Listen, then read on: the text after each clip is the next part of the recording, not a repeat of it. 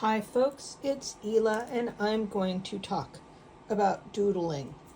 One thing I get a lot from my students is that there are certain people where they have literally forgotten how to doodle. It's something we do as kids. We draw pictures as little kids and it's no big deal. And if actually we'd be nervous, and Linda Berry, who I love very much, she talks about how we would be concerned if a kid was afraid to draw. And yet I think most adults I know are terrified of drawing. They're afraid they're going to make a mistake. They're very judgmental with themselves. Nobody else is concerned, but no one else is going to judge you. But we're very harsh with ourselves. And if we look at a picture that somebody else did, we're almost always going to think, oh, they're better than I am. I shouldn't do this. Whereas, we're just making marks, dude. We're just having a good time. And it's good for our brains. We're connecting our hands with our brain in a different way. And it's primeval. We've been doing this for as long as humans have existed, if not longer. So I'm just going to talk about some tips on how to sort of break that down a little bit and get back into the process of feeling like you have permission to make marks. What I'm really talking about is developing a habit. It's like we all picked up scrolling on our phones really quickly and easily, right? But what about, when you scroll on your phone instead, what if you picked up a pen? And it could be a ballpoint pen. It doesn't have to be any special fancy tool. It's nice if you have a sketchbook, but it could also be an envelope. It could be a composition book. Linda Berry likes composition books a lot. So you can use whatever you have. And the point is to simply get used to having a tool in your hand and making marks. And oftentimes people will have marks that are their favorite marks to make. I mean, for me, it's like I'm all about testing out colors. And I know that you may not have a lot of colors, but you can actually go and buy a cheap set of markers and just get into, just make blobs. Make blobs, try them out. Just go ahead and start that out. If you're color crazy like I am, this green's different than that green. What happens if I put this green on top of that blue? What happens? Right? Just go ahead and have some fun. And we're not drawing anything in particular, but there's something very satisfying about the feeling of doing this. Another really fun one to do, and this is one I learned from John Green. Nobody invented any of these doodles. All these doodles are ancient. But John Green's a big fan of tiny little tight circles. But it also kind of calms your brain in an interesting way.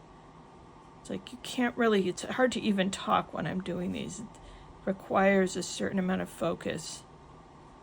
And I can't really think about anything else except drawing the next circle. Am I going to make them bigger? Make them smaller? Am I going to, connect them up perfectly? Or some of them maybe a little bit more open like that guy? Just sit around, make a bunch of circles, make a game out of it. It's fun. Linda Berry's a big fan of the spiral. Here's a spiral.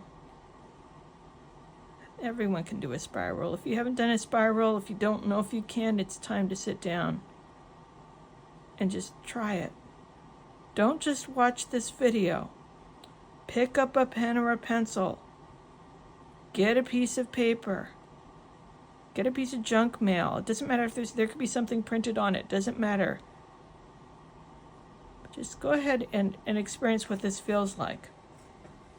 And then, the part of doodling is that you can riff off of what I've done here. You don't have to just stay with what this is, right? What if I want to color in some of these dots?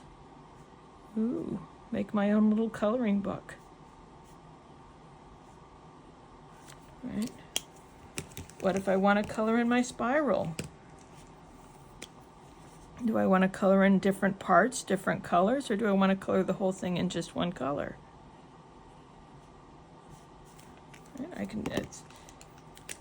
It's all an experiment. There's no right or wrong way. It's okay if I go out of the lines. This is called Art for Art's Sake. This one looks kind of like that one. I'm finding out as I go. And the next time I doodle, I might take a slightly different approach because of what happened this time, or not. I don't know. Don't overthink it. The point is to simply have the experience of having a tool in your hand, making a mark. Look, it's a Sharpie. It's a different kind of pen than the other pens. Doesn't matter. It's okay if the ink soaks through the paper.